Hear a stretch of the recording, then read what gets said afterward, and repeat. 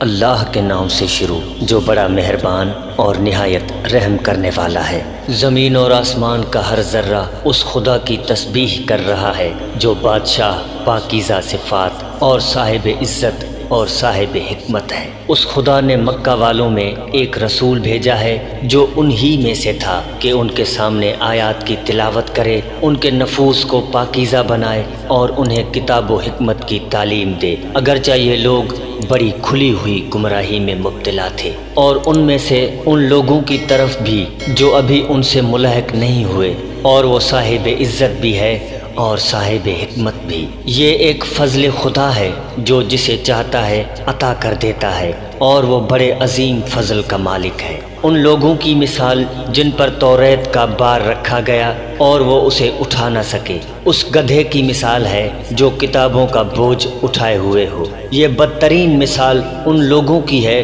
جنہوں نے آیات الہی کی تکذیب کی، اور خدا کسی ظالم قوم کی ہدایت نہیں کرتا۔ آپ کہہ دیجئے کہ یہودیوں، اگر تمہارا خیال یہ ہے کہ تمام انسانوں میں تم ہی اللہ کے دوست ہو، تو اگر اپنے دعوے میں سچے ہو تو موت کی تمنا کرو، اور یہ ہرگز موت کی تمنا نہیں کریں گے کہ ان کے ہاتھوں نے پہلے بہت کچھ کر رکھا ہے، اور اللہ ظالمین کے حالات کو خوب جانتا ہے۔ آپ کہہ دیجئے کہ تم جس موت سے فرار کر رہے ہو وہ خود تم سے ملاقات کرنے والی ہے، اس کے بعد تم اس کی بارگاہ میں پلٹائے جاؤ گے جو حاضر و غائب سب کا جاننے والا ہے، اور وہ تمہیں باخبر کرے گا کہ تم اس دنیا میں کیا کر رہے تھے۔ اے ایمان والو، جب تمہیں جمعے کے دن نماز کے لیے پکارا جائے تو ذکر خدا کی طرف دوڑ پڑو، اور کاروبار بند کر دو کہ یہی تمہارے حق میں بہتر ہے اگر تم جاننے والے ہو۔ پھر جب نماز تمام ہو جائے